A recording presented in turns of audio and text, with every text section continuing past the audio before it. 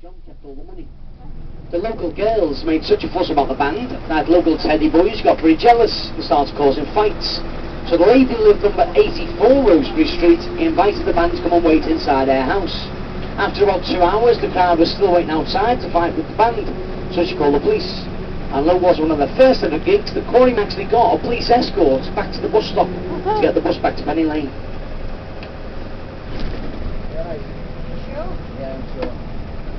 Right, so where's everyone from? So we've got English people on the bus today? Yeah. Well, hands up all English. Who's the shy English? Any Irish? Scottish? Welsh? Americans? Canadian? Australian? Oh, that's it, bro. Even though we sent you there, right? No mistake that was. New Zealand? French? German? Dutch? Italian? Spanish? South American? Have I missed anything else? Swiss? You're not going to win. No chance. I always like to find out where everyone's from on my tour, you see, and then find out who's from the hottest place. At the end of the tour, me and Ray bought them a couple of pints, get the name and address, and they would stay on holidays. Australia or New Zealand next year, mate. What? You?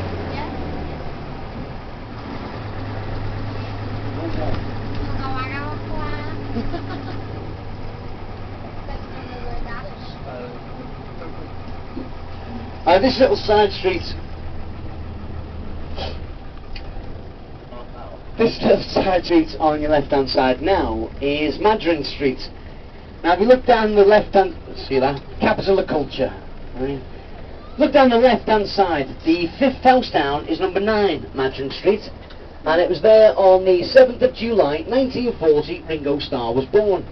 Now, he lived there for about 4 years with his mother and father, Richard and Elsie, until they then separated, and Ringo and his mother went to live with his grandparents, not very far away, just down the street at number 59.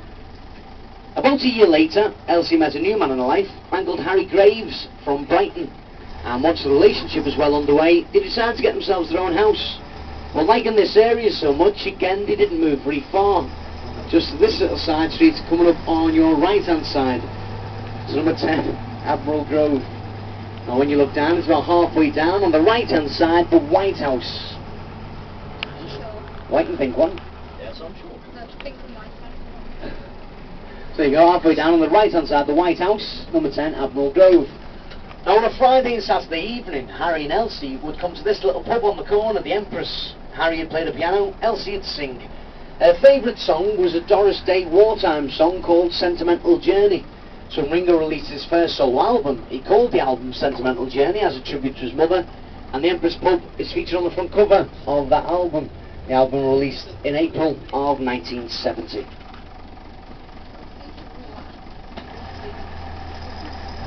Now when Ringo was 5 years old, he was given that terrible news that he had to start going to school. School he attended is just coming up on your left-hand side, St. Silas C of E School. It was also attended by another great Liverpool rock and roller, Mr. Billy Fury. When Ringo left school, he actually left school with no qualifications. He hadn't really spent that much time at school as a child because of illness. And there was one time he was taken into hospital with pleurisy. While in hospital, the nurse noticed he had a knack for keeping rhythm while he was playing the tambourine on one of the wards. So she told Harry, and Harry decided to buy Ringo a drum kit for his 13th birthday. Ringo then taught himself to play the drums. When he eventually left school, he took an apprenticeship at an engineering company, and it lasted 3 weeks. He decided he didn't like getting his hands dirty, so he then took an apprenticeship as a carpenter. That lasted 2 weeks. He then took a job on the ferries, which lasted a week. So you can safely say he didn't like working for a living. He stuck with his music, and he was in a local band called the Alan Caldwell Skiffle Group, who later changed the name to Rory Storm and Hurricanes. And that's the first band he was playing with when he first went to Hamburg, where he got to know the Beatles. It's also the band he was playing with when he developed his nickname. Rory Storm and Hurricanes are quite a flamboyant band, so to fit in, he decided to wear a big gold ring on every finger.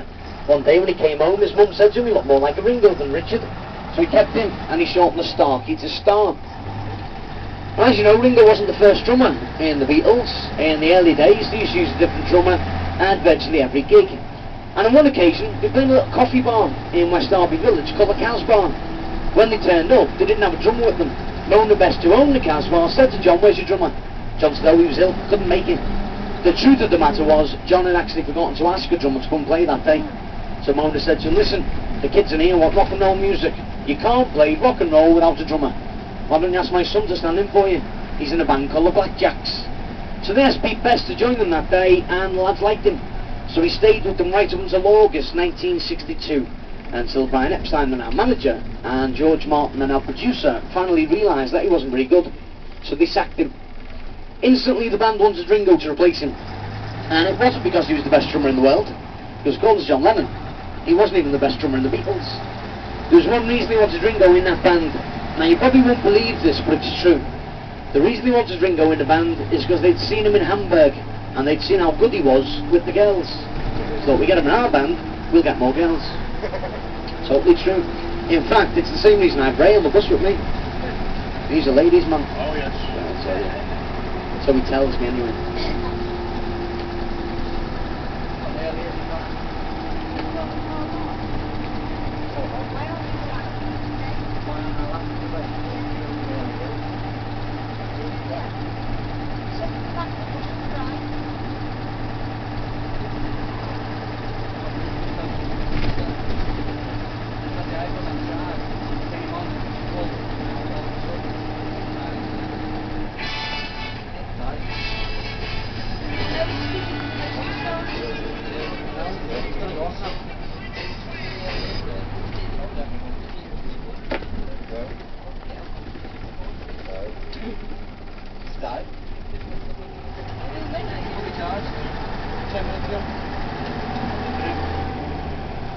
Now we're just coming into the outskirts of Sefton Park, which you'll see over to your right hand side. It's actually the largest of 12 municipal parks here in Liverpool, and it spreads out over 640 acres. And the park does have a connection to more than one of the Beatles. Its connection to John Lennon is in the fact that it was here in the summer of 1930 that Alfred Lennon and Julia Stanley, John's mother and father, met for the first time. Alfred, whenever he was out and about, he used to spend a lot of time around the park, basically trying to pick up girls. And one summer's afternoon, he saw a young blonde girl sitting by the Boaton Lake. He thought, "I like the look of her." Walked over to her, said, "You look beautiful." She turned to him and said, "You look very silly in your silly hat."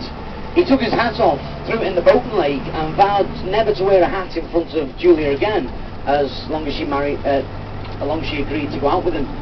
They started dating that day. They married 8 years later in 1938, and of course John born in October of 1940. But its connection to George Harrison is in the fact that as we go around, over in the far corner through the trees, you'll be able to see a big white dome-shaped building, which is Sefton Park's Palm House Indoor Tropical Gardens. Now, until a few years ago, it was derelict, been vandalised over the years, and the council had done nothing about it. Local people decided to get together and try and raise enough money to have it restored, and they were struggling to raise the money until one day George Harrison decided to donate £100,000 to the cause, as long as nobody ever found out it was George Harrison. Ah well. And once George had donated £100,000, the council then felt very guilty, so they donated £100,000. We eventually raised the total cost of £2.5 million. Took it to pieces, sent away to be restored, and put it back to its former glory. And on George's birthday in 2002, the council unveiled a memorial garden around the Palm House, just to say thank you to George. I'll tell you what, seems to be a couple of English people on the bus today. Remember a series on TV in the 80s called Bread? Yeah. And do you remember Freddie Boswell used to go meet Lilo Lil in the garden shed? Well, that's where they filmed it. On your left. And it looks like Bread's coming back to the screens as well. We've been down here filming over the last few months. That's why we won City of Culture. For those of you who don't know what Bread was, allegedly it was a comedy set in Liverpool in the 80s. And it basically told the rest of the world that everybody in Liverpool was unemployed, a thief, and fiddled with social security. It was not a documentary. I am reliably informed it's still on TV in Australia. And the Australians ever seen it? Bread? Yeah. That's punishment.